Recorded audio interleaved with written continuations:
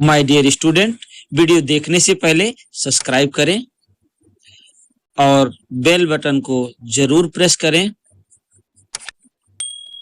और लाइक करना बिल्कुल ना भूलें। Okay, dear students, today I would like to say something about solution of exercise 1, and you can see the question. Exercise 1, chapter number 1, electric charge and the field. So question number 3, you can see, check that the ratio KE square by GME MP is the dimensionless. So we should check, we want to prove that ki this is dimensionless. What ratio given that? This ratio we should prove that ki this is dimensionless. Okay, आगे है, look up the table of the physical constant and the determine the value of this ratio. इसमें जो physical constants की values दी गई है, इसमें put करके determine करना है, हमें उस रेशियो की वैल्यूज को निकालना है। And what does the ratio signify, और ये रेशियो क्या सिग्निफाई कर रहा है, ये भी हमें बताने हैं। तो इस क्वेश्चन में 3 questions are there, small question. तो first we want to find the dimensionless or not, we should prove that. And second we will find the value of ratio. And third, what signify that this ratio, जो ये दिया गया है क्या signify कर रहा है। तो सबसे पहले हमें ये पता होना चाहिए कि इसकी वैल्यूज क्या होती है, इसकी डायमेंशन फार्मूले क्या होते हैं। जो रेशियो दिया गया है तो हम पहले आपको बताना चाहेंगे कि के क्या है। के कूलम कांस्टेंट है, ई क्या है, दिस इज द चार्ज है, G is the gravitational constant, M is the mass of electron और MP is the mass of the proton. तो if you know this values easily you can find the values. तो first we will start, let us start from this ratio. तो solution, in solution okay, so first write the formula of all. What is unit of given, one by one. So unit of k equal to unit not values, you know value of, write down with values, you can write the values. The unit of k, this will be Newton meter square per coulomb square.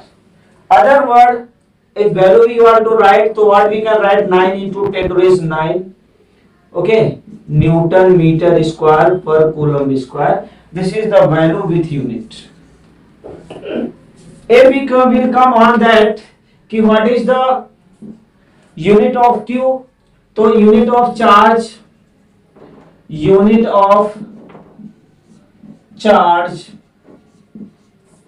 means q or e, anything you can say that, coulomb. This symbol is capital C.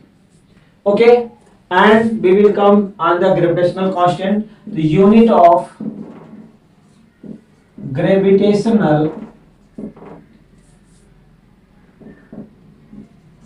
gravitational constant, ये क्या होता है नहीं बताओगे, Newton metre square पर KG square. ये कैसे है पता है, नहीं मालूम, चलो बता देता हूं। Gravitational force F equal to क्या होता है, capital G m1 m2 by r square, ये तो पता है। तो अगर हमें G निकालना है तो क्या हो जाएगा, F r square by m1 m2। अब बोलिए यूनिट फोर्स का क्या होता है, न्यूटन है, डिस्टेंस का क्या होता है, मीटर स्क्वायर है, यहाँ क्या है, मास m1 m2, तो क्या हो जाएगा, डिवाइडेड बाय kg स्क्वायर। या फिर हम इसको ऐसे भी लिख सकते हैं, unit of capital G equal to newton metre square kg की पावर -2। ओके, क्लियर हो गया। ये कैसे आया, how you can get unit of gravitational constant, तो easily you can get, if you know formula of the gravitational force तो you can get the value of that. Okay, चलिए अब कौन सी वैल्यू रह गई, you have got this and then unit of mass kilogram, तो unit of mass mp and Me equal to kg. Okay. Now substitute we want to check कि this ratio is dimensionless or dimensions. तो let's start. This is the true value. This is dimensionless or not. तो I want to check. चलो. Write the ratio KE square by GME and MP. Tell the formula. You have written the unit before. What is formula of this? हाँ बता सकते हैं ना, अभी लिखा था, जस्ट ये लिखा है यूनिट. क्या लिखेंगे इसकी यूनिट? यूनिट से ही तो हम डायमेंशन फार्मूला डिटेक्ट करेंगे. तो क्या लिखेंगे? न्यूटन, ठीक है, मीटर स्क्वायर, और क्या लिख सकते हैं? कूलम की पावर -2. ठीक है, ये हो गया यूनिट. और ये इसकी जो ई स्क्वायर है उसका क्या आ जाएगा? सी स्क्वायर. और जी की वैल्यू भी आपने पढ़ा था NM स्क्वायर kg की पावर -2. और इसका क्या होगा? ME और MP दोनों का क्या होगा? किलोग्राम ही होगा, तो किलोग्राम स्क्वायर लिख सकते हैं. अब हम इसको आगे सॉल्व करें. अगर इसके हम डायमेंशनल फार्मूला की पॉइंट ऑफ व्यू से बताएं तो पहले चेक करते हैं कि करता है कि नहीं करता. ठीक है, जो कर रहे तो बाद में भी डायमेंशनल फार्मूला उसकी वैल्यू बाद में लिख देंगे. ठीक है, तो अभी हमें इसकी वैल्यूज को सॉल्व करना है. तो क्या होगा? न्यूटन मीटर स्क्वायर कूलम की power 2 into coulomb square, not C, this is the coulomb square. Okay, newton metre square kilogram power 2 into KG. ये कैंसिल हो जाएगा, इससे ये कैंसिल हो जाएगा और इससे ये कैंसिल हो जाएगा. तो बचा क्या हुआ? अगर हम डायमेंशनल फार्मूला लिखना चाहें तो GME और MP, तो यहाँ लगा देंगे डायमेंशनल फार्मूला के लिए ब्रैकेट. अब आप 1 का डायमेंशनल फार्मूला क्या होगा? M0, L0 और T0.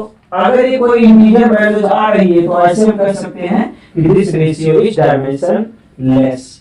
तो given ratio is given ratio क्या है? ये है, यही तो है. तो write down given ratio is dimensionless. क्या लिखेंगे?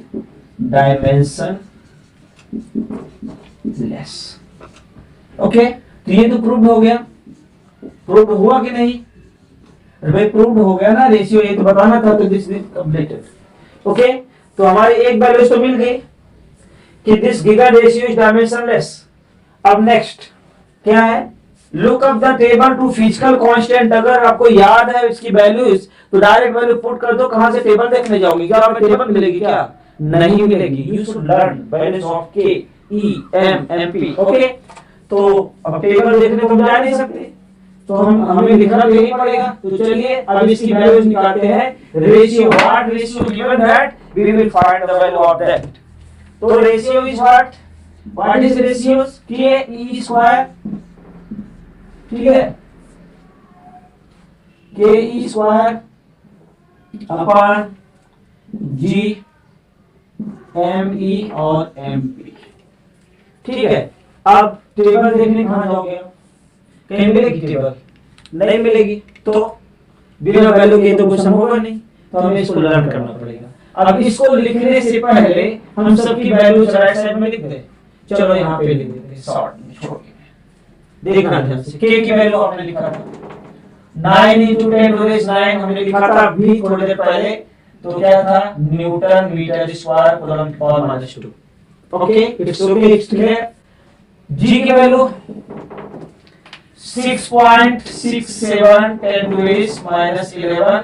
ये भी न्यूटन मीटर स्क्वायर होता है लेकिन किलोग्राम की पावर -2 होती है. ये भी क्लियर हो गया.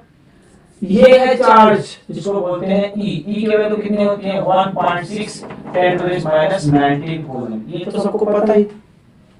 अब रही बात यहाँ पे, ये पता कम होता है लोगों को. कितने लोगों को पता है? बताओगे कोई कि एमपी की वैल्यू क्या है? मध्य प्रदेश नहीं है, मास ऑफ प्रोटॉन है. तो इसकी वैल्यू क्या है? एनीवन कैन से, कोई भी. अच्छा थोड़ा आता है कंफ्यूजन है तो लिख लो यहाँ पे, मैं बता दूंगा, कोई कंफ्यूजन नहीं है। 1.67 10 to raise माइनस 27 kg होता है प्रोटॉन का, और इलेक्ट्रॉन का हाँ कितना 9.1, गुड। और कितना 10 to raise माइनस 31। अब हम इसके वैल्यूज को रखते हैं, k की वैल्यू लिखेंगे 9 into 10 to raise 9। e की वैल्यूज ये है 1.6 10 to raise माइनस 19, और 2 टाइम है तो हम इसका स्क्वायर कर देंगे। क्या करेंगे, multiply 1.6 10 to raise minus 19 whole square. Okay, यहां तक कोई प्रॉब्लम नहीं। g की वैल्यूज आपने निकाला ही है, ये आता ही है आपको 6.67 into 10 to raise माइनस 11, और मास ऑफ इलेक्ट्रॉन है 9.1 into 10 to raise माइनस 31, और प्रोटॉन का होता है 1.67 into 10 to raise माइनस 27। कितना होता है 27, ठीक है, चलेगा। अब इसका कैलकुलेशन करना है, और कितने लोग इस कैलकुलेशन करने में सक्षम है आई डोंट नो, लेकिन फिर भी पूछूंगा जरूर मैं। अब इसको 9 को ऐसे 16 जा कितना होता है 256, इसका हो गया। अब इसको क्या लिख सकते हैं 10 to raise माइनस 38, और यहाँ क्या लिखेंगे 9 into 10 to raise 9। यहाँ पे जो वैल्यूज है सबको लिख लो, 6.67 9.1 1.67। अब इन वैल्यूज को जोड़िए, 10 की पावर 11 31 27।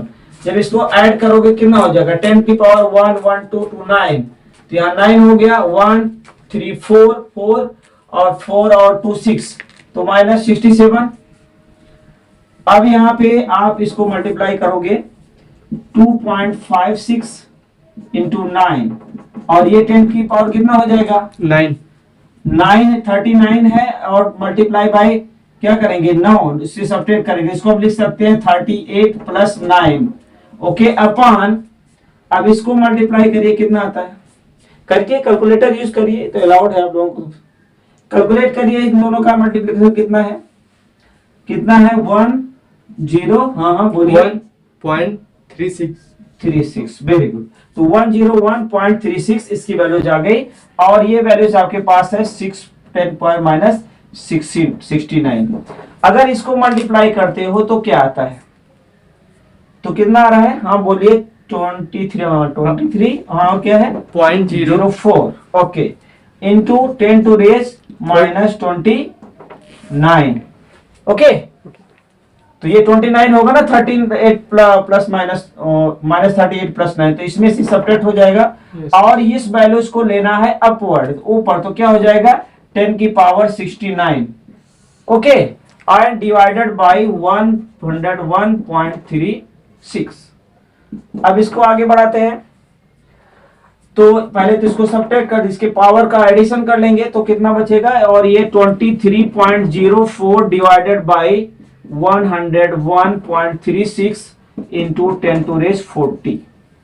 ठीक है, अब इसको डिवाइड करने से पहले इसको इंटीजर एक इधर ले लो, तो 230 हो जाएगा, ये हो जाएगा 101। तो इजिली आप जब डिवाइड करोगे तो उसका इंटीजर में वैल्यूज आ जाएगी। ठीक है, तो करें हम आगे इसके वैल्यूज को, क्या कर सकते हैं 230.4 इंटू 10 to raise 39, 10 यहां मल्टीप्लाई कर दिया, डिवाइडेड बाय कितना है 101.36।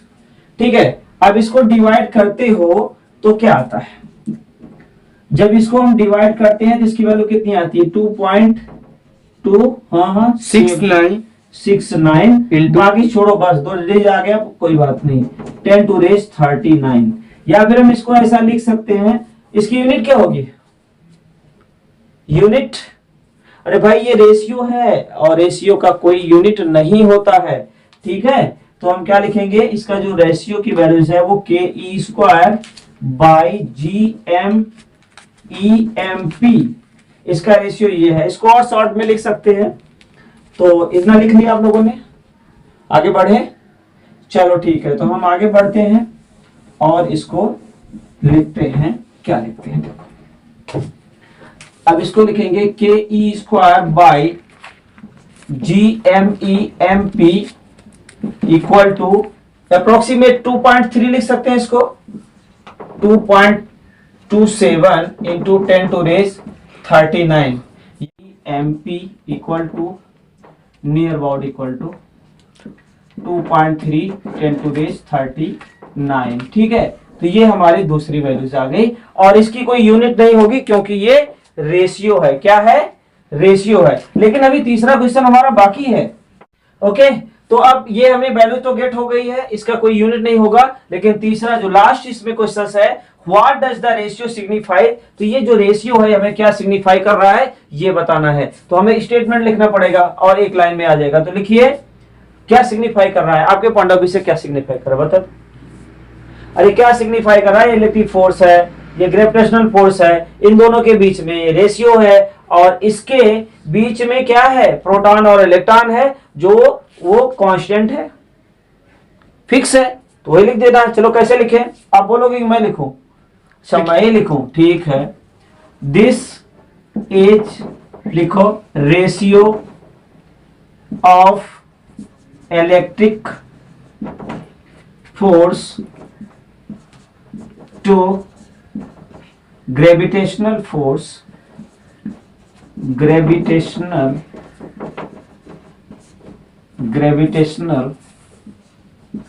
फोर्स, ठीक है, बिटवीन, किसके बीच में है? नहीं बताओगे? बता दो किसके बीच में है? प्रोटॉन और इलेक्ट्रॉन की। एक प्रोटॉन एंड इलेक्ट्रॉन, ठीक है, ए नहीं हो सकता, ये एन आएगा, ठीक है, एंड इलेक्ट्रॉन कीपिंग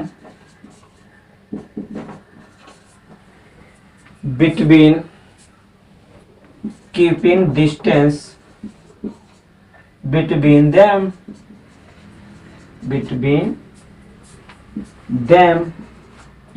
constant।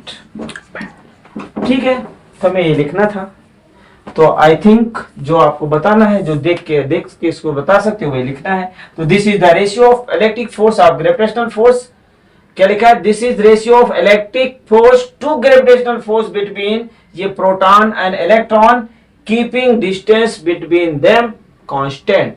जब ये वैल्यूज, एमपी की वैल्यू भी कांस्टेंट है, इसकी वैल्यू कांस्टेंट है, इलेक्ट्रॉन का भी जो चार्ज है वो भी कांस्टेंट है, के जी सब तो कांस्टेंट है, तो इसकी वैल्यूज ये सिग्निफाई कर रही है कि ये ग्रेविटेशनल फोर्स और इलेक्ट्रिक फोर्स और ग्रेविटेशनल फोर्स का रेशियो है। और ये सब वैल्यू जिसकी किसके बीच में है? प्रोटॉन इलेक्ट्रॉन के बीच में, और उसकी डिस्टेंस भी कांस्टेंट है, इसलिए ये पॉसिबल है। Okay, I think you have understood. My dear student, thank you for watching.